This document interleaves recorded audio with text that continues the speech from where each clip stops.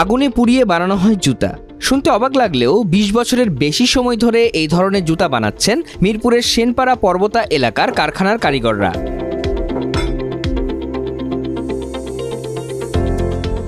এই যুগেও কেন সনাতন পদ্ধতিতে জুতা তৈরি করা হয় জানতে চাইলে ২৫ বছর ধরে জুতা বানানো বাদল জানান, চামড়ার আকার ঠিক করা সহ বেশ কিছু কারণে এই পদ্ধতি অনুসরণ করা হয়। আগুনে পুরা করে এই কারণে যে এটি তো চামড়া সব জায়গায় একরকম থাকে না। এই আগুনে হিট দিলে যেরকম শার্ট ইস্ত্রি করলে সমান হয়ে যায়, এই চামড়াটা এরকম প্লেন হয়ে যায়, সমান হয়ে যায়। এক হলো অরিজিনাল চামড়া, এটা আগুনে হিট দিলে চামড়া যদি কোনো জায়গায় সমস্যা থাকে ওটা মানে প্লেন হয়ে যায় আর কি, ফিনিশিং আছে আর জুতাটা, আর শেপটা আছে জুতার। এই কারণে আগুনে হিট দিয়ে করি। আর কিছু কিছু কাজ আছে যেরকম আঠার কাজটা, এটি হলো চায়না আঠা, এটি হিট ছাড়া কখনো লাগবে না, আগুনে হিট দিলে এটা লাগে, এটা মজবুত হয় আর কি।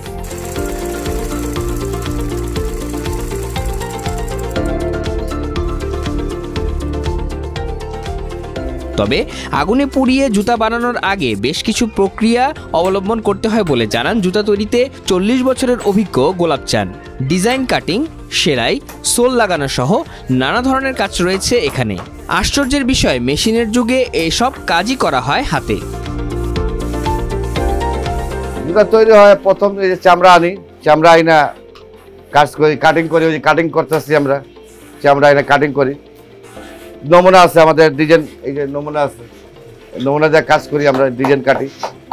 তারপরে এই যে এগুলি দিয়ে আমরা পাঁচ টান্স করি। তারপরে এগুলি বানায় আপনার হাতে সেলাই ওই হাতে সেলাই করে আমাদের ফুল কমপ্লিট করে এইভাবে। আমাদের উপরে ডিজাইন কাজ, ওনার সোলের কাজ। তারপর আমরা এই সোলের কাজ থেকে চলে যাই ফিনিশ কাজ করে, রং করে। হাতে বানানো এই জুতার ব্যবসা কেমন? বিক্রেতারা জানান, প্রতিদিন প্রায় ৫০ জোড়া জুতা বিক্রি করেন তারা। মাসে ৫ থেকে ৬ হাজার পিস চামড়ার প্রয়োজন হয় এই কারখানার। দৈনিক বিক্রিও বেশ ভালো তাদের। আমাদের মাসে চামড়া আসে ৫০ থেকে ৫,০০০ থেকে ৬,০০০ ফুট। আমাদের পার ডে সেল আছে ২০ থেকে ২৫,০০০ টাকা, দোকানের সেল, বাইরের সেল বাদে। আমাদের মালটা তৈরি হয় প্রত্যেক দিন ৫০ জোড়া থেকে ৪৫ জোড়া পর্যন্ত। আপারটা যারা বানায়, আপারের মজুরি দেয় ১০০ টাকা থেকে ৮০ টাকা, যেভাবে আপার ওইভাবে। আর সোলম্যানের মজুরি ওরকমই, ৮০ থেকে ১০০ টাকা জোড়া।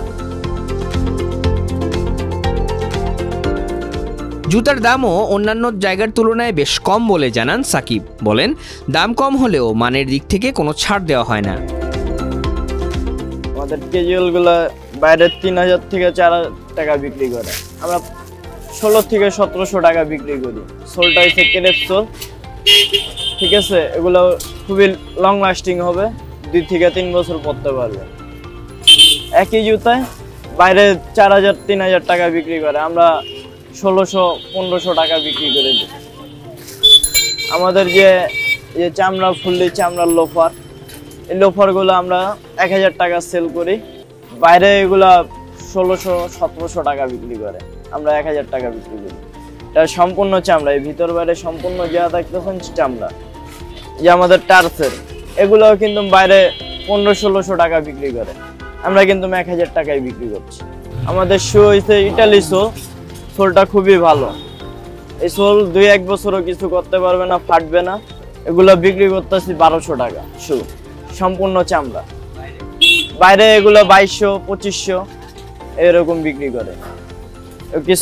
সোল আমাদেরটা অনেকই ভালো, এগুলো চায়না সোল না, এগুলো রাবার সোল, টায়ার জাতীয় সোল। এগুলো ২ থেকে ৩ বছর ইউজ করতে পারে। তারপরে এই যে আমাদের সাচ্চি আছে, এগুলো আমাদের বাইরে বিক্রি করে ১৪০০ থেকে ১৫০০ টাকা, অনলাইনেও বিক্রি করে ১৪০০ থেকে ১৫০০ টাকা, আমরা কিন্তু ৯০০ টাকা বিক্রি করছি।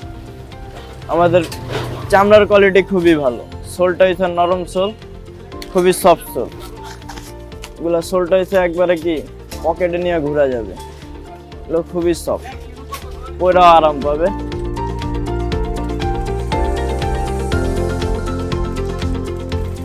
প্রযুক্তির কল্যাণে দেশের প্রায় সব জুতার কারখানায় যুক্ত হচ্ছে আধুনিক যন্ত্র, বাড়ছে উৎপাদন সক্ষমতাও।